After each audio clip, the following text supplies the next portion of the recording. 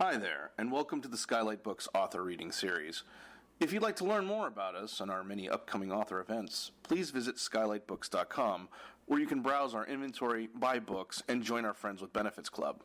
You can also follow us on Twitter, Tumblr, and Facebook. To speak to a real live bookseller like me, please call 323-660-1175. Thanks for your support, and enjoy. This is sort of fun for me. It's my first official book reading. I've been talking about this stuff for years, on and off. Been working on it for years, but I have the nice physical object manifested, which is it came out very well. I wanted to say, as he mentioned, that the book is mostly concerned with kind of a close look at the extraordinary experiences that three gentlemen underwent in the mid-1970s: Terence McKenna, Robert Anton Wilson, and Philip K. Dick, all of whom were associated or living in California. So it's really kind of a West Coast tale in a lot of ways. But I had a problem with the book design because I didn't want their names on the cover. It seemed kind of too many words. There was already kind of a wordy title. And I didn't want their faces on the cover because that's just kind of cheesy. You know, it's sort of like, oh, put their face on the cover. You know, and I was like, but they got to be on the cover somehow. So I was like worrying about this in the middle of the night. I was like in a kind of hypnagogic insomniac worry fest, and I was like, oh my god, what am I going to do by the cover? And then, but in that, because I was in this weird dream state, like I was starting to think about these authors, and then certain symbols emerged that came out of their writing, like the triangle with the eye on it, which is Robert Anton Wilson, and then the pink eye is something that Philip K. Dick saw in his fantasies, and then I sort of naturally saw the mushrooms of Terence McKenna growing behind and becoming a UFO, and it all kind of came together in my hypnagogic state. And so I called my friend Erik Roper and said, can you do this? And he said, sure, I can do this. So I was very happy to see this physical object. And I was going to talk at the beginning more extemporaneously about kind of why I did this and how I came to it, but then I was flipping through it and realized that I actually have a nice little section where I talk about it at the beginning of the conclusion. So I thought I'd just start to read that. This book is the culmination of a long, strange trip for me. A few of its germinal ideas first struck me 30 years ago when I studied English literature as an undergrad at Yale and wrote my senior thesis on Philip K. Dick's postmodern gnosis. That project was well received, but though I was obsessed with crafting critical prose, I couldn't face graduate school, the obvious next step. Over the next few years, I became a freelance writer in New York City, a rock critic and subculture journalist whose beat I now recognize was the weird. From the late 80s to mid-90s, I wrote articles and essays about heavy metal, cyborg theory, Burning Man, drugs, paranormal TV shows, UFOs, Gnostic cyberpunk, neo-pagan witchcraft, Buddhism, virtual reality, Goa trance, rainbow gatherings, and of course, Philip K. Dick. Needless to say, all these topics were more recherché back then than they are today.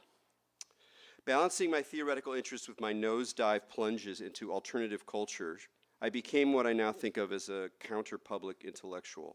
I identified in many ways with the undergrounds I wrote about, and I was committed, in a sometimes defensive way, to affirming the value of fringe scenes whose distance from both highbrow norms and other indexes of seriousness I was defiantly and proudly aware of. But I didn't really find my conceptual tribe until, through Terence McKenna, Burning Man, and obscure listservs, I tapped into the networks of the psychedelic intelligentsia. Now here was an anti-authoritarian world that combined maverick interdisciplinary thought, science geekery, wild and sometimes profane spirituality, existential courage, and the paradoxical honesty and humor of criminality.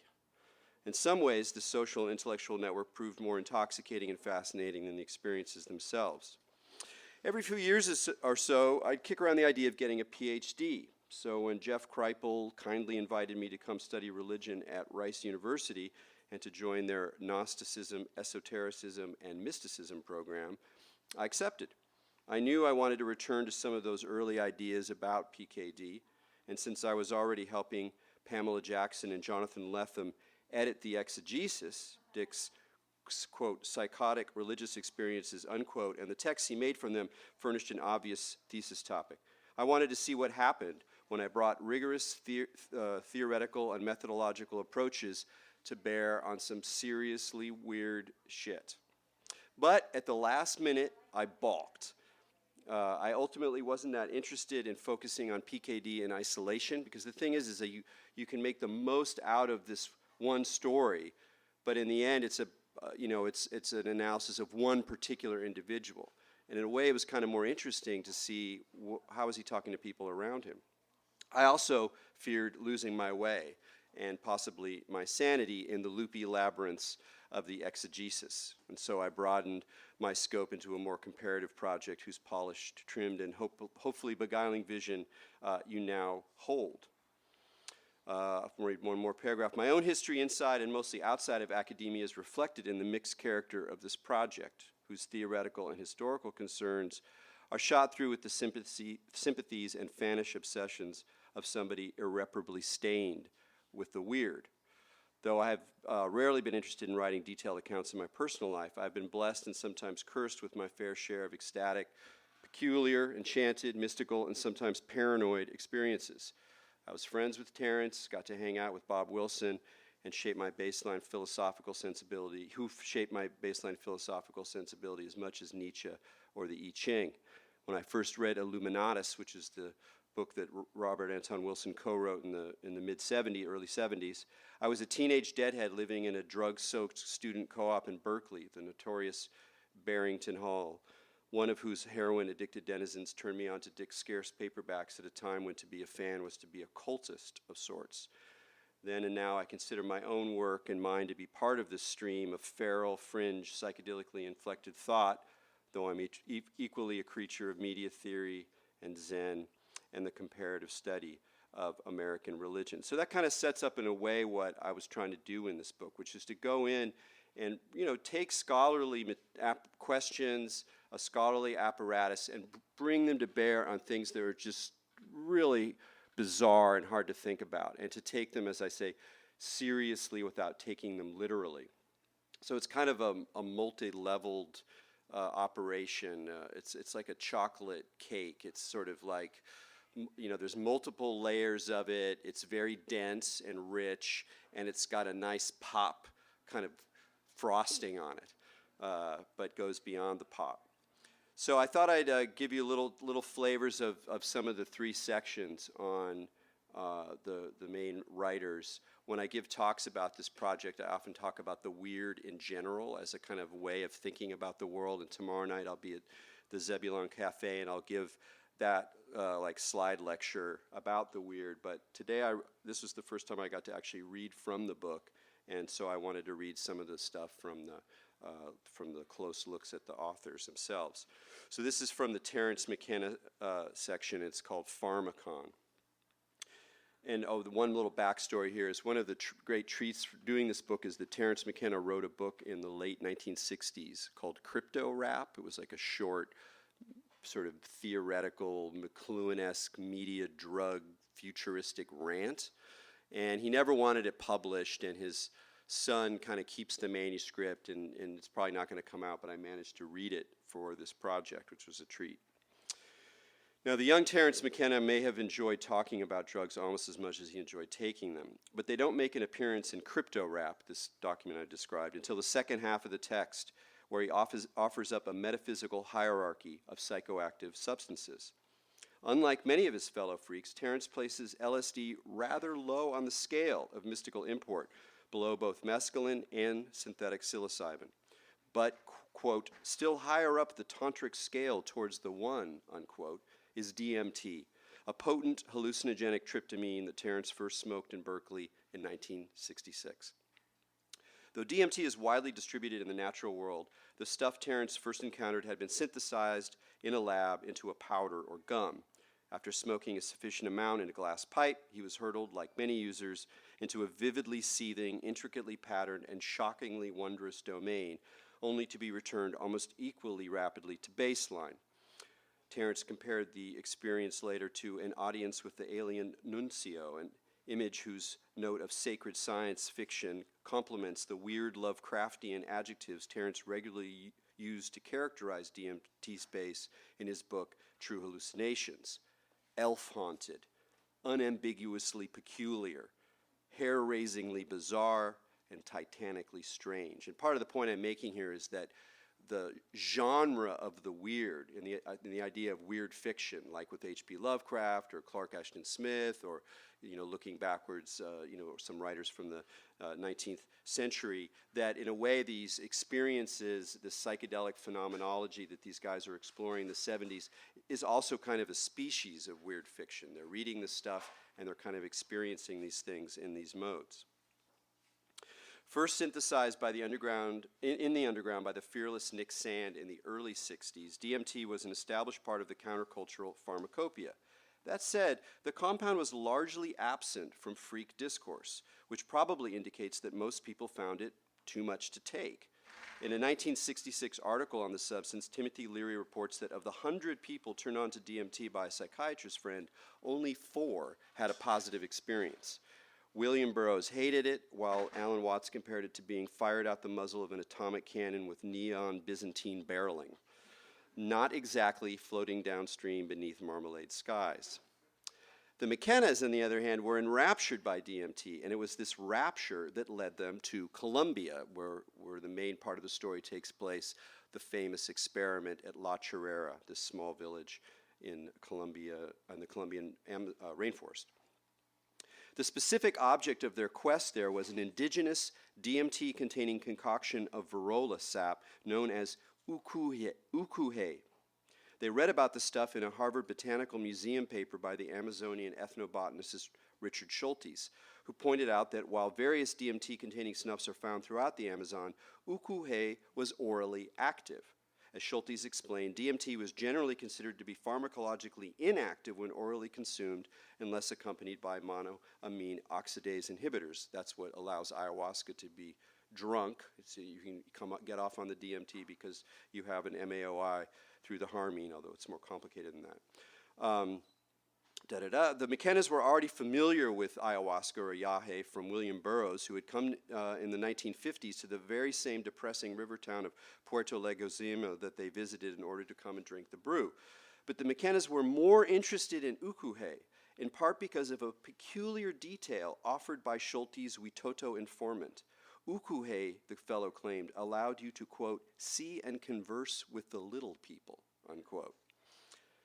Terence writes that the last line, quote, rang a bell, and it's an important metaphor, one of those uncanny resonances, in some sense literally, that sound the networks of correspondences that saturate the culture of the era.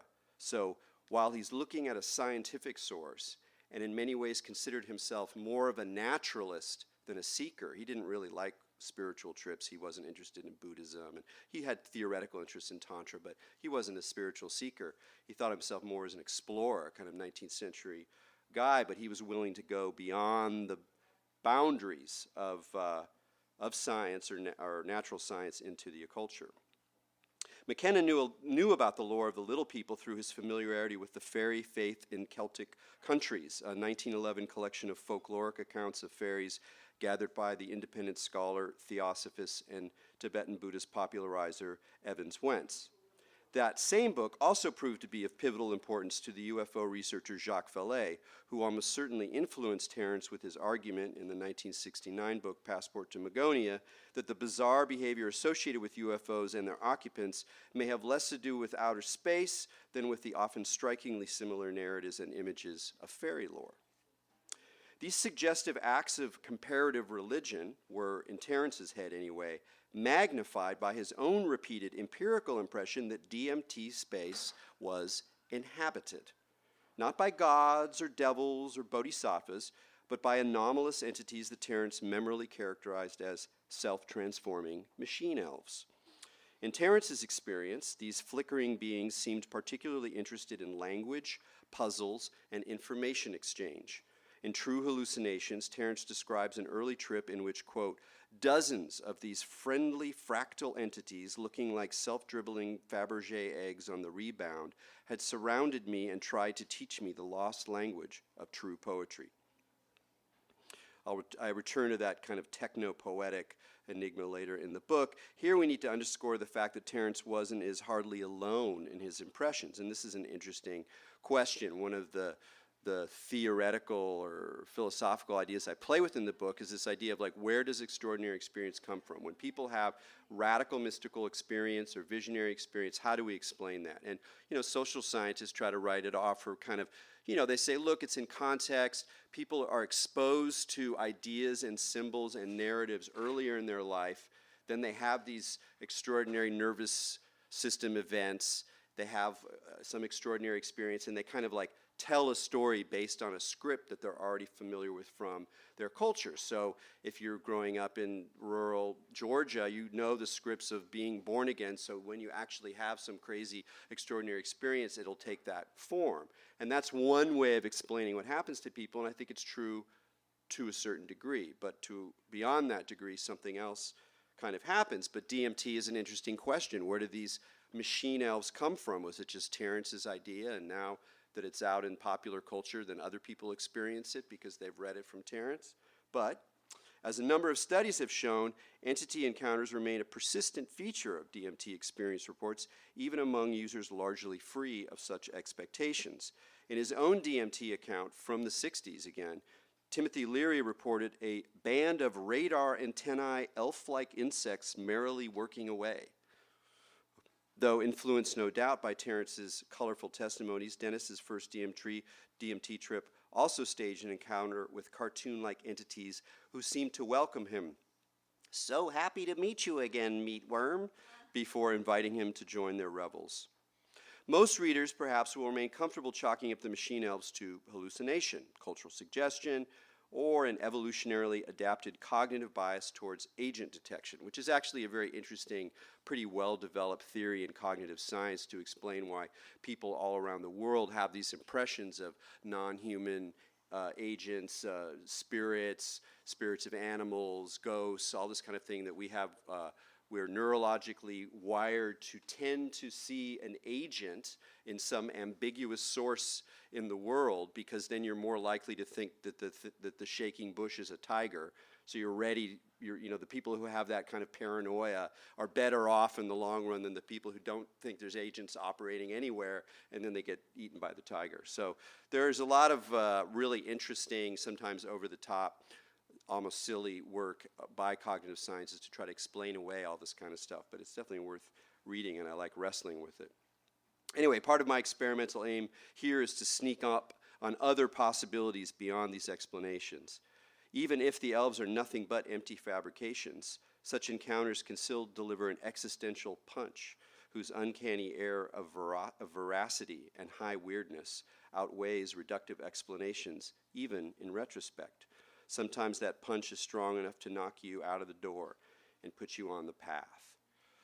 So a lot of the things that I'm looking at here is how books or texts interact with experiences, what they were reading, how they, like all three people really enjoyed H.P. Lovecraft. What were they taking from Lovecraft? How did these ideas about fiction and metafiction spin into their experiences, and what were they reading, and how can we read their experiences in turn as a kind of writing that refers to this other work without just reducing it to that, while still making space for the radical kinds of encounters, the life-changing encounters that happen to people when they have extraordinary experiences, even if they think it was just a drug trip, because in a way it almost doesn't matter. And that's the kind of line that I'm trying to work in the book. I want to talk a little bit about the Illuminatus trilogy, which Robert Anton Wilson co-wrote with Robert Shea, and I'll talk a little bit about how they were writing it in this. It sort of introduces the book. I would not recommend that any of you try to read the Illuminatus trilogy. It's very long. There's a lot of slogging, lots of slogging. It has great stuff, so if you're really signed up and you're compelled, you have to read it. But there's other Wilson that I would probably read first. I've read it twice now, and that's definitely enough. But it's a fascinating book. So with Illuminatus, Shea and Wilson spliced together a restless, baggy, and sometimes brilliant text that, though it has never gone out of print, lurks in its own dank limbo of literary and cultural memory. Written mostly between 1969 and 1971 and only mildly revised before final publication in 1975, it is an unquestionably groundbreaking novel that sustains formal and thematic comparisons to a number of postmodern classics. And I talk about the way that it's similar to Ishmael Reed's Mumbo Jumbo or Pynchon's Gravity's Rainbow or Phil Dick books. But despite the way that it kind of refers to these things, Illuminatus resists canonization as a literary work, even as a Philip K. Dick-like outlier. One challenge is the novel's somewhat off-putting blend of pulp indulgence and ironic avant-garde affectation. On the one hand, the novel's prose and plots draw directly from popular forms like science fiction, right-wing pamphlets, porn, and the druggy slapstick of underground comics. On the other hand, the writing is self-consciously experimental, with abrupt temporal transitions and shifts of voice, Joycean word jazz, and copious metafictional asides. But in some ways, it never quite takes off as a literary work. Regardless, Illuminatus is a masterpiece of 70s high weirdness, despite or even because of its ungainly and dated excesses. Indeed, the book's very proximity to crank literature, radical zines, and the raunchy fringes of the freak scene lends it a vivid archival density, like a slightly mildewed arcanum of the zeitgeist. At the same time, Illuminatus directly speaks to the political dimension of high weirdness, which sets it apart from really the other people I talk to. Illuminatus is not just a novel, but a guerrilla work of anarchist culture jamming, mobilizing a culture, political conspiracies, and psychoactive metaphysics, all of which resonate more powerfully these days than 10 years ago or 20 years ago. It's a kind of disturbingly prophetic book in some ways. Wilson and Shea show that the world is considerably more malleable than it at first appears, and that this flip-flop of fact and fantasy is always political, for good and for ill. This lends the work an almost prophetic relevance for readers grappling with the media-driven fragmentation of consensus reality today. The origin of Illuminatus underscores the central importance of political discourse to the novel's crazy quilt of voices. Wilson and Shea met as worker bees in Hugh Hefner's Chicago headquarters, where one of their tasks was to edit and write replies to the Playboy Forum.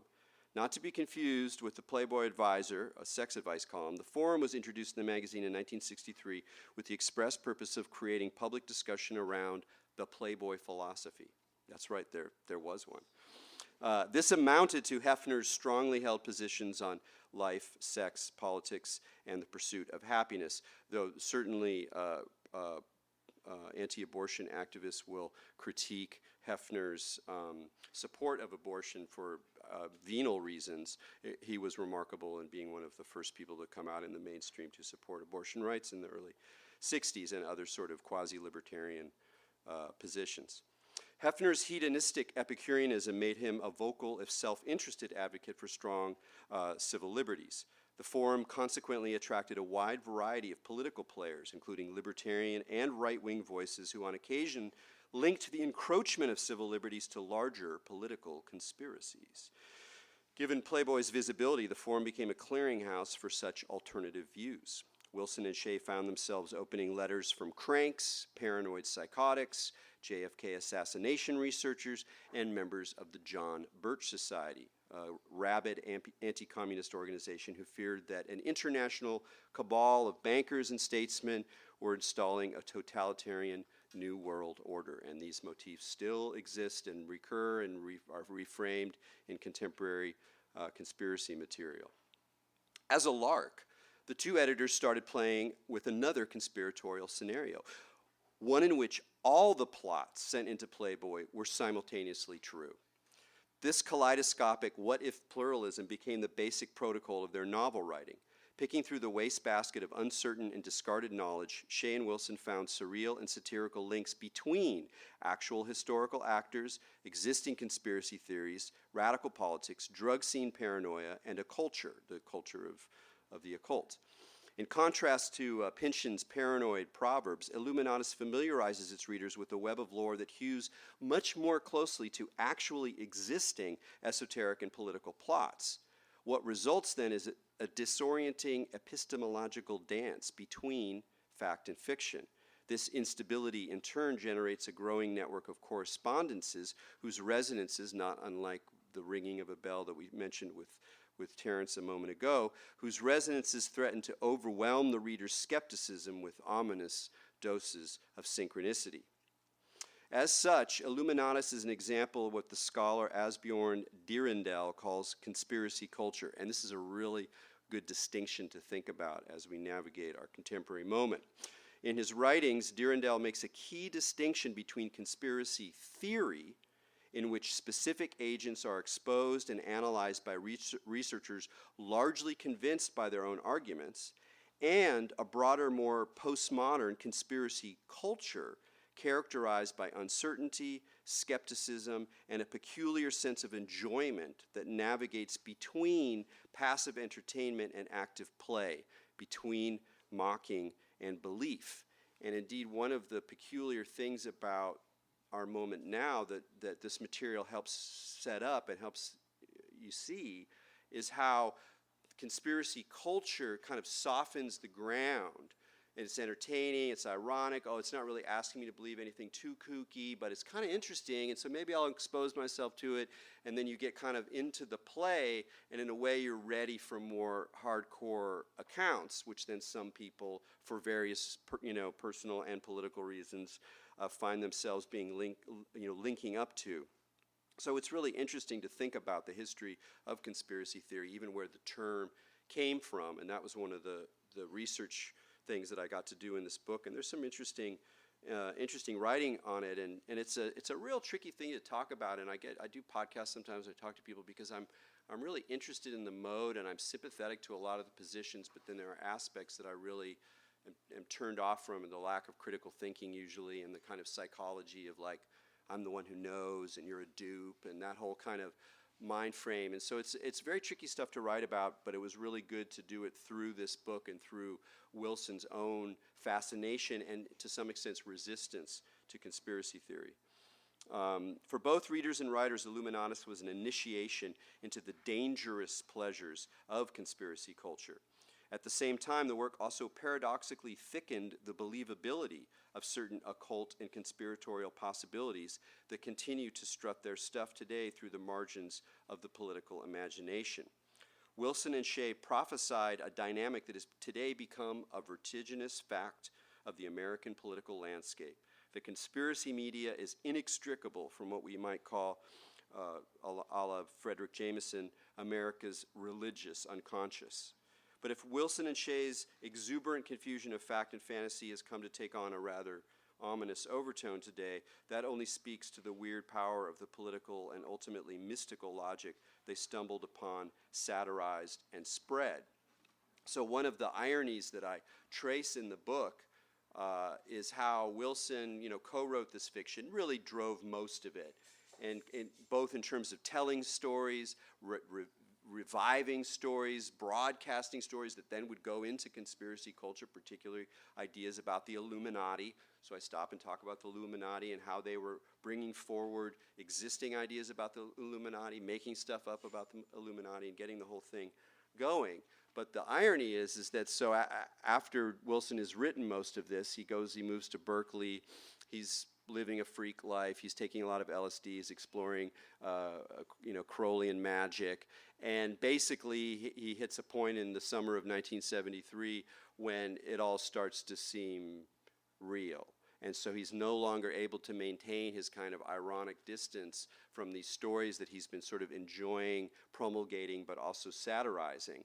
And he falls into what he calls a reality tunnel, where he believes that he's in direct communication with disincarnate intelligences associated with the binary star system of Sirius.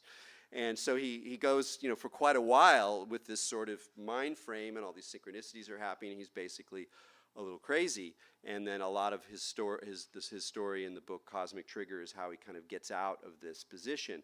And so a lot of what I'm interested in is talking about, that line between credulity and a certain kind of skepticism or distance from these conspiracies and these fantasies. Now, Wilson and Terence McKenna were both druggies. I mean, their experiences are deeply about psychedelics, about LSD, about psilocybin, about DMT. and how these open up the possibilities of kind of programming your own experience, using expectation to almost drive your trip.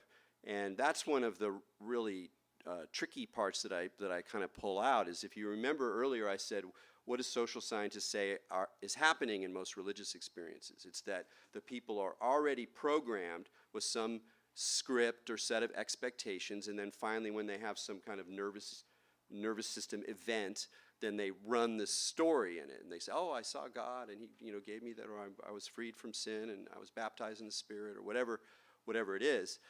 What the psychedelic guys figured out, Timothy Leary and Wilson and John Lilly and a lot of them, was like, oh wait, you can actually take advantage of this to program your experience, because you set up something in advance, then you go and take a lot of drugs, and you're going to sometimes have an experience that's already been set up. So you have this weird thing where the experience seems to, on the one hand, authenticate the vision, and yet because it's been consciously programmed in advance, it kind of undermines it. And we find ourselves in this sort of more postmodern logic where people are having crazy experiences, but they don't have quite the same claim as they might have had in a situation where people are like, I saw this thing and it was totally true and I totally believe it, because they kind of know it's a little bit of the mind inventing itself. So they're sort of playing with this potential of the mind. Phil Dick is really different, because while Dick did drugs, especially in the 60s, but he was much more a fan of speed. He only took psychedelics a handful of times.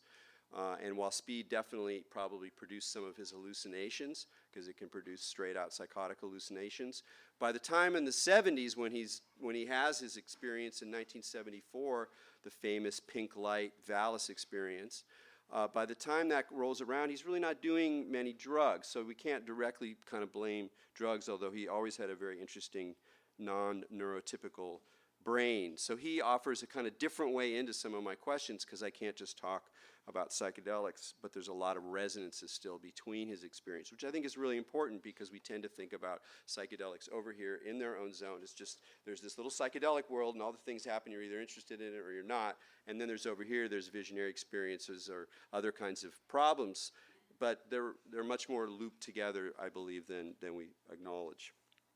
So, this is the beginning of the chapter on 2374, which is stuff that I've been thinking about since the 1980s. One of the challenges in thinking about other people's extraordinary experiences is that even if we assume that there is something like pure experience, a big assumption, we can only know about it through the expressive acts of the other. Usually these acts take the form of verbal or written language. And if we are at all familiar with the tricks of language, to say nothing of the vagaries of memory and self-narration, then we cannot accept such accounts as transparent revelations that somehow transcend the concrete work of mediation. By the time we encounter them, in fact, even the most bare accounts are already interpretations, just as the transcription of dreams we might make in the morning are interpretations even before we ask ourselves what that cigar business was all about. All accounts laminate reference and event, framework, and phenomenology. But we must step lightly here. I buy that model, but I'm not interested in the kind of reductionism that a lot of people who follow that line of thinking are, where they want to write off everything. Oh, it's nothing but. To reduce extraordinary experiences to nothing but the language of their expression represents a miserly and pessimistic refusal to accept the phenomenological life that spills over the brim of our talk and text. Indeed, the more seriously we take language, the less we fall into this nothing but trap, because language is always already wrapped up in even the most ineffable of experiences. With the strange domains of high weirdness, signs, associations, and acts of signification are part of the vibrant flux our psychonauts are attempting to describe. The flip side of this spiritual intertextuality opens up a strange possibility. Just as the experience itself is already riven with words, so might the accounts of such experiences, and even the second-order interpretations of such experiences, like this one, even those are in some ways animated by traces of the encounter itself. So just as you can't separate this moment of an extraordinary experience from the text that surround it, that it draws from and that it expresses itself, when you follow those texts, in some sense, there's some trace of this experiential event. Rather than being hopelessly belated or out of tune, reading and writing are the central features of the mysteries of extraordinary experience. In Jeff Kripal's words, quote, "Reading and writing are the most powerful paranormal technologies that we possess, if only we knew what and how to read." In this book, we've attempted to model some approaches to this question of how to read extraordinary experiences. One of these is to trace what Kripal calls, quote, "the strange loopiness of particularly profound acts of interpretation," end quote. This loop unfurls when the hermeneut, who may be the psychonaut or the reader, us thinking about it, finds herself in a paradoxical circle or loop in which the reading transforms both the read and the reader.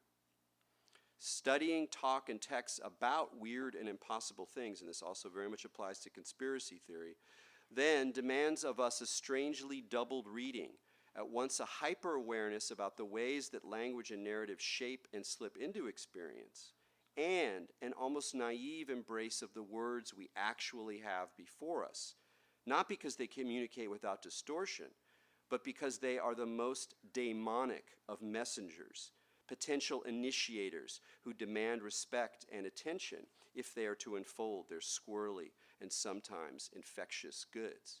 So what I'm saying is that when we read like Terence writing True Hallucinations as a writer, you know, using literary techniques to tell a story that he's told before and keep changing and enriching, that's fine. We know that that's not the thing itself.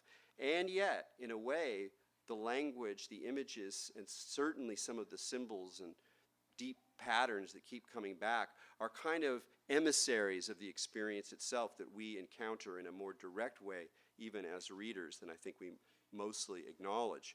And again, why I said this also applies to conspiracy theory is because there's an infectious quality of these stories. And I use that language intentionally while recognizing that there's always a danger of talking about things in terms of metaphors of disease and infection. It's like kind of a dangerous way of thinking about social facts, but I think in some cases it's really kind of true, how these things sort of worm their way in as little voices in your ear, and then they start to recode or reframe how you experience life until you find yourself thinking in a very different kind of way. And in that sense, conspiracy and religious thought can be fairly similar. So then I'll just one more bit. It kind of sets up what I'm doing with Dick. With Dick, we find ourselves in a more labyrinthine terrain. Dick's experiences were not only weird, but multitudinous, complicated, and temporally confused. In addition, Dick had an obsessive, hypergraphic drive to produce multiple accounts of experiences, and to do so using many different kinds of writing: fictions, essays, correspondence, and private journal entries. Given the myriad of accounts, we have no choice but to superimpose these multiple drafts of revelation and attend to the contradictions, mutations, and deeper patterns that emerge. For as we will see, Dick's core revelation was itself a kind of text from beyond. So what makes, I think this is a kind of unusual, it was a fun book to write, but also really tough because I really wanted to make some scholarly arguments in the sense that I wanted scholars, specifically scholars who deal with religion, extraordinary experience, paranoia, psychedelics, to have to take on the reality of these experiences in a way that made it hard for them to avoid. So I had like actual kind of scholarly goals, but at the same time, I wanted the thing to be in a way infected, to have some of this weirdness in it, so that if you read it and you start following the symbols and start tracing the undercurrents that are going on, in a way you catch a little bit of it, the way that when I was young and I read Valis, I caught something that couldn't get out of my mind. And it shaped my life. It even shaped synchronicities. It shaped dreams. There's something, you know, potent about certain kinds of texts, at least for some people. And obviously, most people it doesn't affect. But if you have that kind of mind, there's some sorts of texts that are going to get in there. Robert Anton Wilson, I think, is a really good example of another one. Let me just check the time here. Also, I mean, we'll do some little Q&A afterwards. So yeah, we got a little bit more time. We'll read one more section from the PKD. I don't even remember what I pulled out here. No, that's not it. It's, oh, maybe I didn't have, oh, wait, yeah, here it is. Here it is. Here we are. Oh, yeah, this is a nice little California bit. Then we'll close. So in the dualist cosmology that drives much of the exegesis, a nearly unbridgeable boundary exists between the higher and lower domains. There is the liberating information of the living plasmate, Valis, and there is the fallen and spurious world of empire, a black iron prison of illusion, futility, and fate. We've already tracked some of the ways that Dick imagined and experienced the in-breaking information vector against the background of the fallen world. But there's another crucial feature to explore, one that helps us understand how Dick thought about his own deep sense of alienation. When the plasmate invades our bankrupt world, it literally has no place. There's nowhere for it to be. In the realms of Maya that we inhabit, the truth cannot appear enthroned in or as its own substance. Instead, like a crumpled newspaper flapping down the street, or the letter in the Hymn of the Pearl that the hero stumbles upon, which is a Gnostic text that was very important to Dick that I talk about at some length, the message from beyond is always homeless, always a light, which is why, while it can't appear as an idealistic form, it can appear in and as information. Dick represented the furtiveness, this restlessness of sacred information as in part a matter of disguise. Within enemy territory, even the truth must resort to simulation. This is why Dick sometimes calls the plasmate zebra, which camouflages itself by sophisticated mimicry in order to enter our world. This camouflage resonates with the guerrilla stance of Dick's Gnostic Christian underground, whose members resort to subliminal triggers and secret tokens as part of their covert resistance to empire. But the language of camouflage also recalls Eliade's pregnant polarity of sacred and profane. For Eliade, the sacred and the profane not only mutually define one another, the sacred also manifests in our world precisely by appearing in and as the profane. Hierophanies or revelations can happen anywhere and in anything, even in the humdrum objects of disenchanted modernity. As Eliade explained, if the fantastic or the supernatural or the superhistorical is somehow accessible to us as moderns, like us right here, we cannot encounter it except camouflaged in the banal. There's a lot packed in there that's very, very interesting about the kind of the forms of spiritual seeking that emerge from a modern sensibility that doesn't deny its own modernity. This helps explain why Valis as zebra does not mimic the noble or sublime things in the world like religious icons or gorgeous mountain ranges. You'd think if like the saving information from beyond was coming into our world, it would look like this wonderful stuff. Instead, Dick's God pretends to be, quote, sticks and trees and beer cans and gutters. He presumes to be trash discarded, debris no longer needed. This sacred slumming also inspires one of Valis's great mottos, which Dick offers at the close of the novel.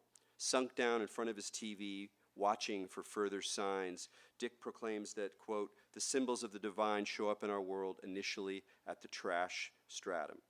Just a couple more graphs. Theologically, this turn towards trash reflects Dick's countercultural Christianity and the logic of inversion that drives so much of the Christ myth. The high God becomes a lowly man who's treated like trash. The last becomes first, and the rejected rock becomes the cornerstone. But trash also represents Dick's abiding concern with entropy, and is cognate here with the kipple from androids or the dust Dick famously invoked at the close of the Three Stigmata of Palmer Eldritch, the dust we come from and to which we will return. Once again, Dick seems to invert or flip-flop values, transforming entropic kipple into esoteric divinity. But Dick, and we in some sense, had more concrete and immediate reasons to affirm the trash stratum. It was where he lived, and it was where he worked. In a letter to Stanislaw Lem in 1973, Dick classed himself as one of the beatnik writers of the West Coast, all of whom wrestle with the same basic existential condition. Quote, you see, Mr. Lem, there is no culture here in California, only trash. And we who grew up here and live here and write here have nothing else to include as elements in our work. The West Coast has no tradition, no dignity, no ethics. This is where that monster Richard Nixon grew up. How can one create novels based on this reality which do not contain trash? Because the alternative is to go into dreadful fantasies of what it ought to be like. One must work with the trash, pit it against itself.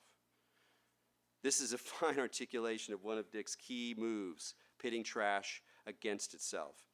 And then I go on to talk about how this whole mode really reflects a larger California aesthetics. And again, with the temptation with someone like Dick is to put him off to the side as totally singular. He's not like anybody else. There's no other science fiction writer like him. There's nothing else like him. And it's partly because you want to kind of contain it. You don't want to make it seem as continuous with other things. But one of the things it's continuous here is a whole tradition of assemblage art and using trash, pitting trash against itself, through art. And in some ways, the exegesis, which weaves together all this material that he's reading, the encyclopedia, all the novels he's reading, his own work, and he's like building this strange kind of collage out of all these different concepts that twist and turn and contradict each other and superimpose and resonate, and he just writes this thing for years and years and years until it's 1 million words long of this crazy private diary. In many ways, he's involved with a certain kind of collaging. But one more point.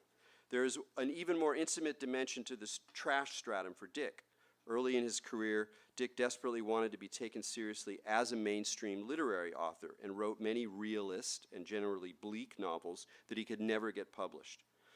The exception, written in 1959, was the aptly titled Confessions of a Crap Artist, so you see the resonance. As such, Dick found himself consigned to the genre of science fiction for the entirety of his marginalized and often impoverished life as a writer. Though the golden ghetto of SF afforded him some advantages, most literary readers and critics of his day regarded science fiction as juvenile trash, roughly akin to comic books and monster movies. By divinizing the trash stratum, Dick was also affirming the transformative possibilities of his own lowly genre, as well as the visionary potential of popular culture's weird margins. And in its loopy, recursive way, the novel Valis turns on precisely this profane and sacred hope, which in some sense I think we're still kind of living within. But I will finish the reading now, and we can have some questions. Thanks so much for your attention.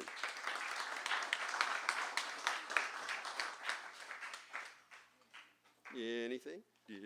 Yes? So, not in a judgmental or critical way, but a lot of what can be seen out of mental illness and diagnostics create an aliveness and a community of thinking that may not be bereft of answers, right? Yeah, and I talk about that specifically with Dick. I mean, one of the threads in the book is as I'm looking at these experiences, which in some ways resemble religious experiences, and in other ways resemble psychotic experiences, and they're kind of like navigating a path between them.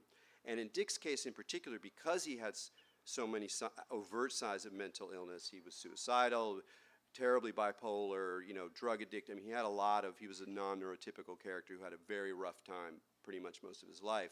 The question of pathology is a really important one to me, but what I wanted to do is not pathologize the pathology, but instead kind of recognize it as sort of another domain that these people try to navigate. So it's sort of like what you're saying is that even if it's kind of psychotic or some other form of mental illness, that there are answers there, or there are ways in which people draw from that in meaningful ways that then they go forward in their lives.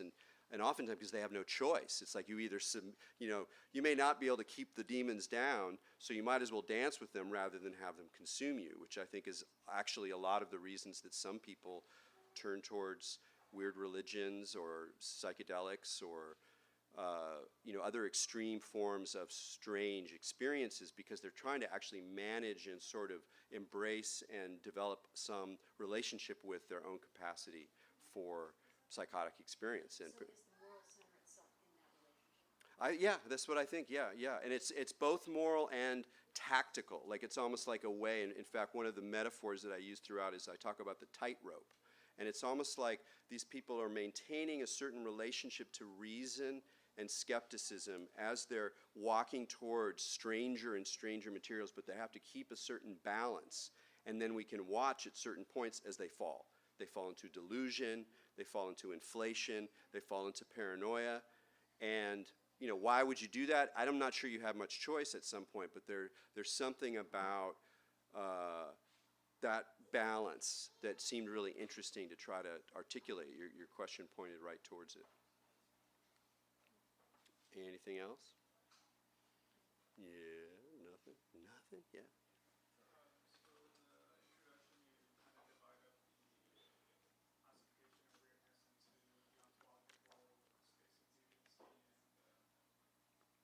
No, the literature, the aesthetic.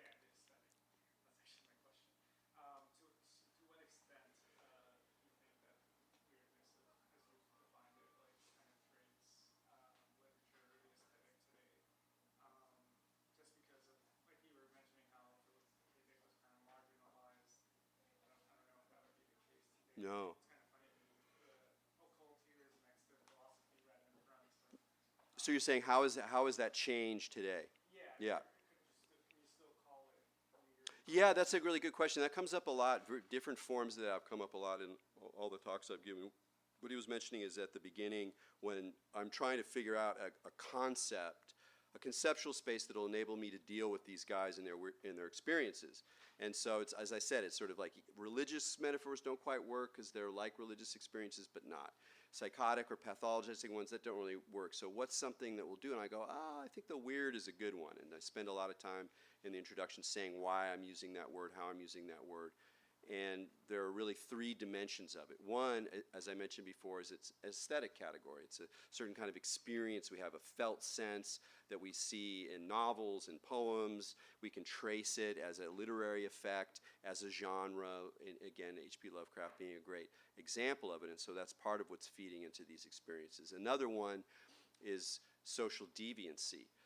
Like in some ways, the weird is kind of similar to the uncanny, the way we think about the uncanny. But there's some really interesting differences as well. And one is that the uncanny is never like a person, like an uncannyist. And it's not a social location. Whereas weird, and especially being a weirdo, is a type of person and a social location of deviancy. So the first time I saw that word used, the weird goes back for centuries, and I trace it, but weirdo, the earliest I could find was the early 1940s, where it's associated with perverted individuals. So there's this sense of deviancy associated with it, and definitely by 60s and 70s and 80s, there's a whole subculture of people who don't think of themselves as hippies, don't think of themselves as revolutionaries. They think of themselves as freaks or weirdos.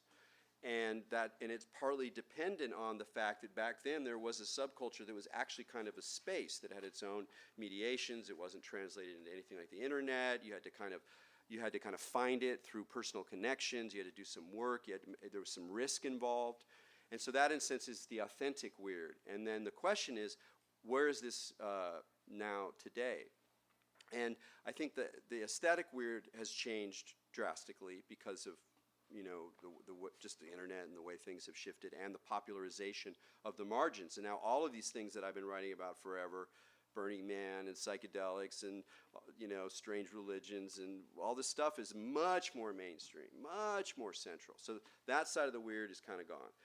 The side of deviancy, not really, because what's deviant? What's deviant now, really? In a way, it's deviant. Normcore is deviant. It's like having like an earring and being into psychedelics and going to the jungle and reading occult books is like, yeah, go, you go, It's sort of dime a dozen at this point. So that's sort of gone. But the third sense of the term that I'm interested in is what I call ontological.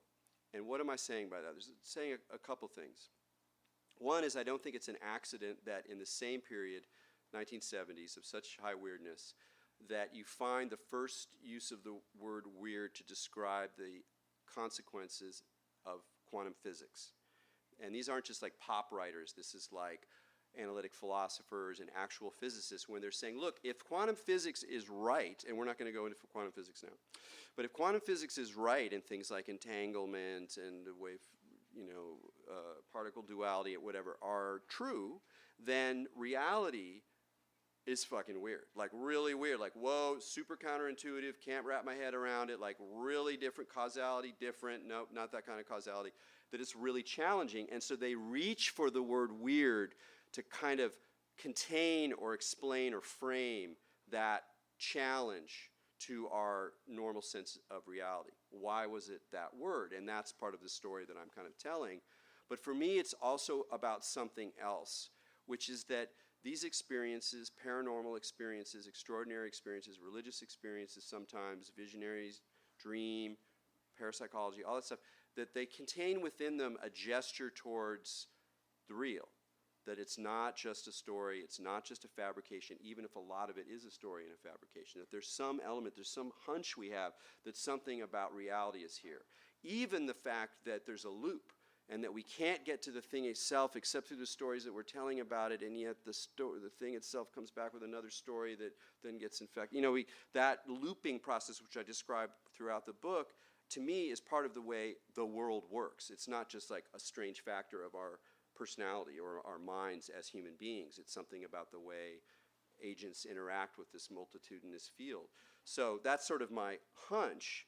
And in that sense, I think the world is getting weirder, and just as the sacred is sort of buried in the profane, the weird is buried in the banal, in our banal. So, like the internet banalizes everything. It doesn't matter what it is, it becomes banal. And so then you're like, oh, it doesn't have any enchantment, it's bereft, it's just meaningless signs. And it's like, well, yes, but also there's something hidden or there's something being staged in that banal.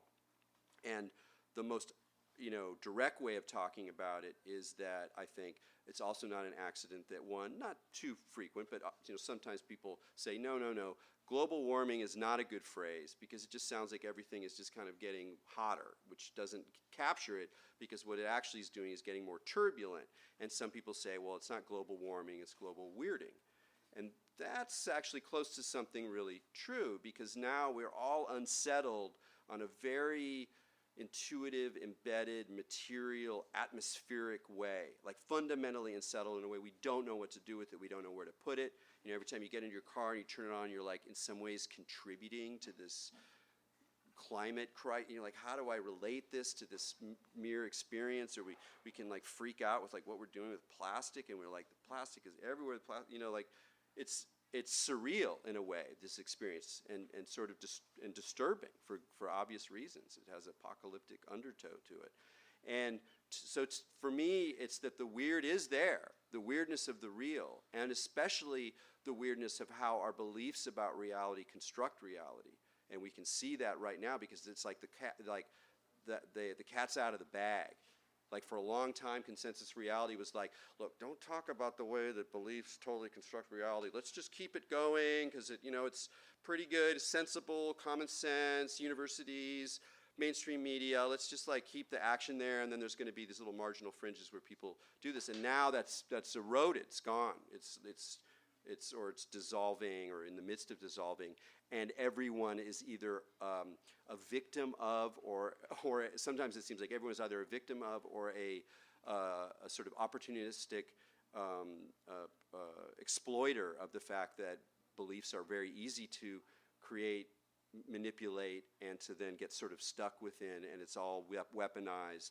And so we're experiencing this kind of meltdown of consensus reality, which produces very profound effects that have to do with the real and where the real is. So I think that the surface level of the weird has been consumed, like Lovecraft or Burning Man or whatever, and all that, like that liberatory potential of it in a way is not really accessible. But beneath it is like a more fundamental confrontation with something that's not particularly pleasant, that's actually really disturbing, that has a kind of surreal quality, like is this real or not real? Am I in a loop? Or that psychedelic kind of in a dark sense.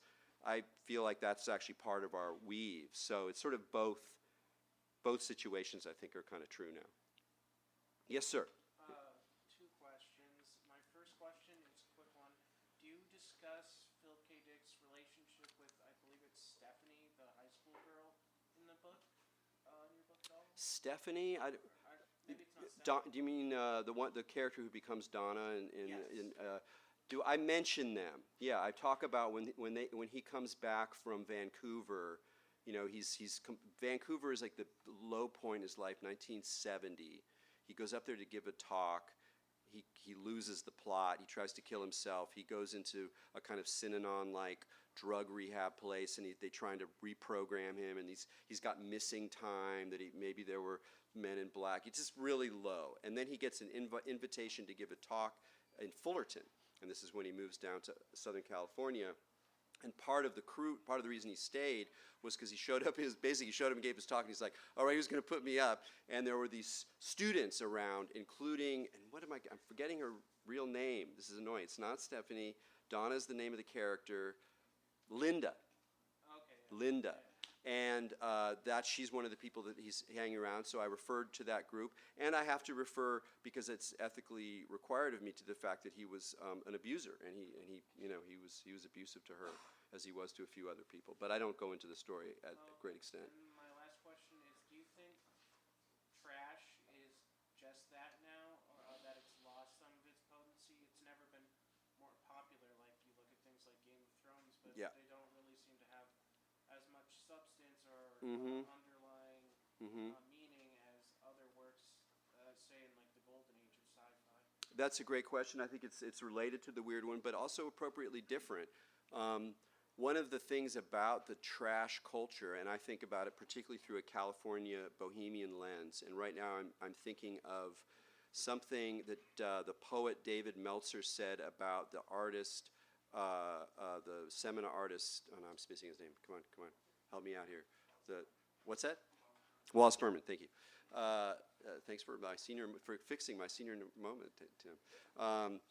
Wallace Berman, where he talked about going to the Berman's house, they were very poor. They lived on nothing, but there was this amazing enchantment to the objects that they gathered. And so we get into that like thrift store cruise model, where you're finding these magical little objects that are essentially trash or thrown off, and then building them together to make something beautiful happen. And taking that farther to the idea of assemblage art, where you take junk and you put it together. And you can see that motif comes up over and over throughout. And again, I'm thinking it's all over the world, but particularly in a California lens. And that leads you right into like Burning Man art. I mean, Burning Man art is the same thing. It's like taking trash, putting it together in a different context, juxtaposition, and you make something kind of magical happen. But meanwhile, if you just think about the thrift store logic, that the thrift store mode becomes more and more a sort of form of cultural consumption and cultural expression, and it becomes more absorbed into the mainstream market, so that the fluctuating prices of treasures become less and less unpredictable and more mechanistic or algorithmically led, so that now it's actually very hard to find something that is worth greatly less than what it is worth in some kind of general market, whereas that was the way it was in the 70s or the 80s. You'd find something, you're like, oh my God, Funkadelic record for 50 cents. This is worth like $50.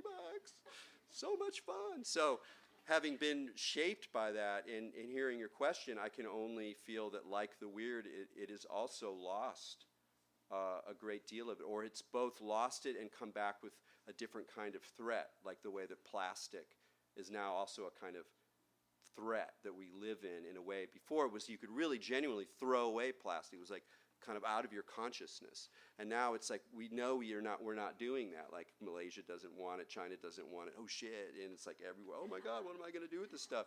So it's a little bit less groovy in a way, our relationship to trash, because we're more and more aware of it as a kind of toxic source. But in terms of cultural forms, yeah, in general, I think a lot of just culture in general, I don't think often packs the punch that it once did, because it's so recirculated, so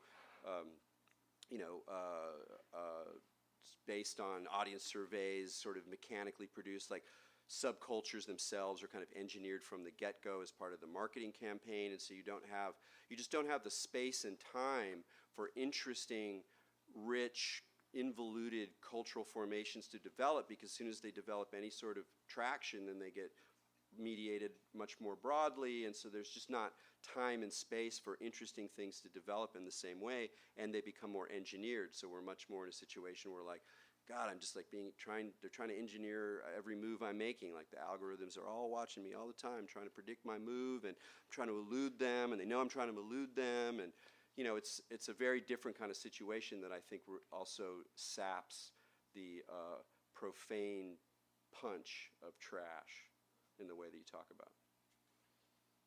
Yeah? So I'm watching math and philosophy get to this place where there is to the weird. I mean, that's where it's getting. High math. Very good point. And physics. Yeah, and math, just straight out abstract math. Yeah.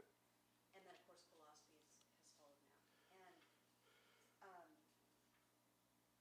And so this contagion element you talk about, why is that geographically easier here? And more important question, is this knowledge base and ether outside of the soul?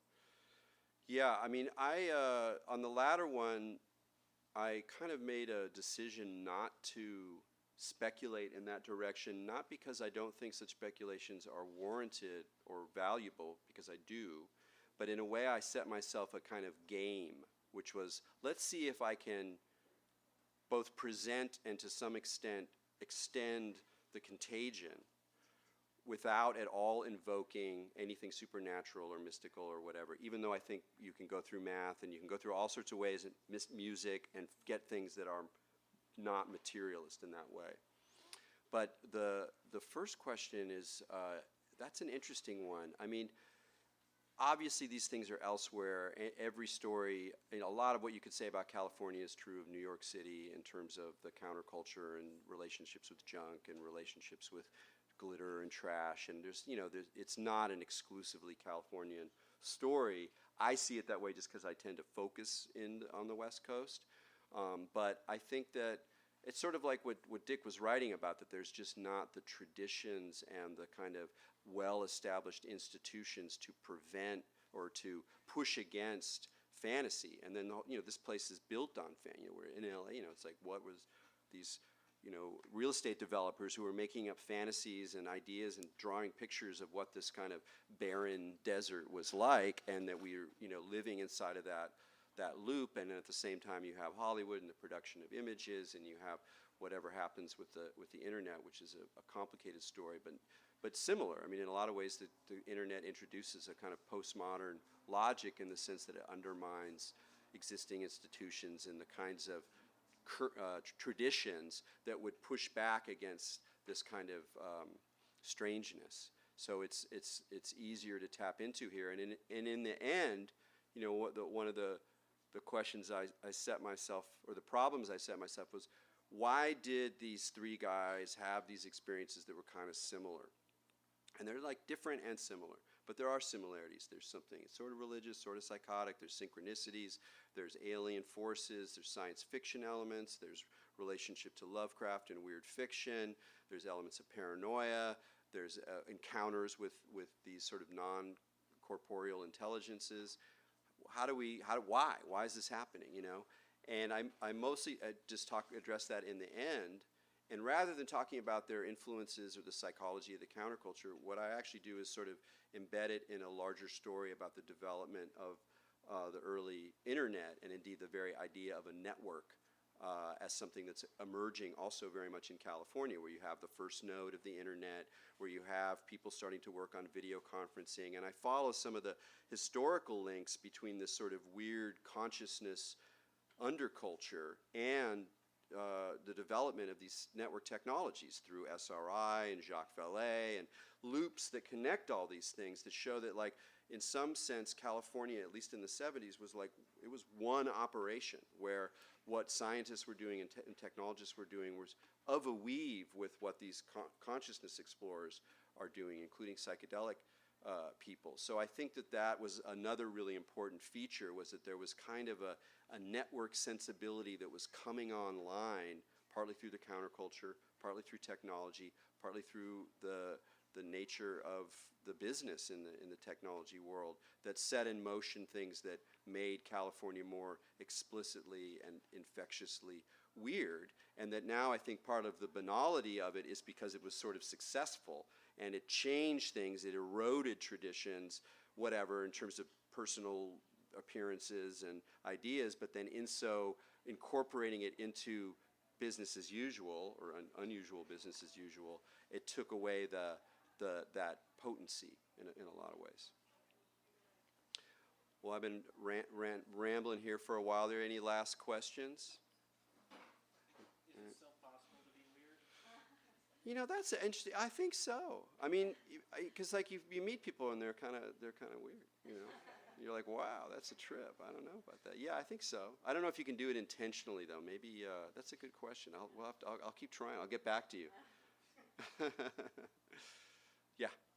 In your research, specifically the stuff about conspiracy theories, I was wondering, was there a certain, I mean, it seems like nowadays, whereas maybe even as early as the 90s with things like the X-Files, it was like a, representations, of conspiracy theorists were sort of underground, techno, leftist kind of actors or libertarian. Right.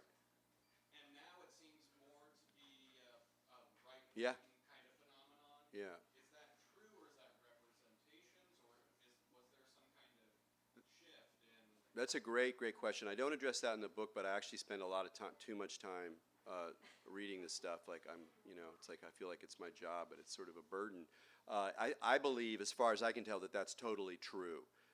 That what you had in the 90s as either, as rightly said, either kind of libertarian or just a kind of fringe perspective, which was often had a left twist to it, that it's been very thoroughly weaponized, and partly through the process that I'm talking about, where it sort of gives you yummy, like, conspiracy culture isn't this wacky, like, ooh, possibility, and it kind of like plays off of that sneaking suspicion, which is a bit of like the horror aesthetic, where there's your sneaking suspicion that maybe this thing is actually true, or the book is actually true, or something. And so it's playing with that edge, and then there's just this very, very well established machinery, almost an algorithmic machinery, that takes advantage of that and pulls it into narratives that resonate with more well-established right-wing perspectives, so that people kind of affectively, their sneaking suspicion hearts become sort of resonantly bound up with these much more explicit kind of narratives. And it was really noticeable. I mean, I'm not a super conspiracy theory like person, but I know people who are, and they were like, oh, no. I remember it was like a year ago or a year and a half ago, like all these podcasts, they just started to go right. And, and that's partly involved the post-truth and the whole kind of thing. So it seems very clear that the weaponized undermining of consensus reality through conspiracy theory is now in service in many regards to another agenda that is not specifically conspiratorial necessarily. Who were like the conspiracy theorists of the 70s, generally? Well, that was a good. Well, I mean, Robert Anton Wilson was definitely someone who set in motion that kind of. I mean, there were conspiracies about. I mean, there was like fluoride conspiracies. This goes back to the 60s. There's the Birchers were always right-wing conspiracy theories. So there was always the right-wing side of it. Anything global, anything, international, anything like that is like threatening the good, individualist white American subject. So that thread in America has been there since the early 19th century.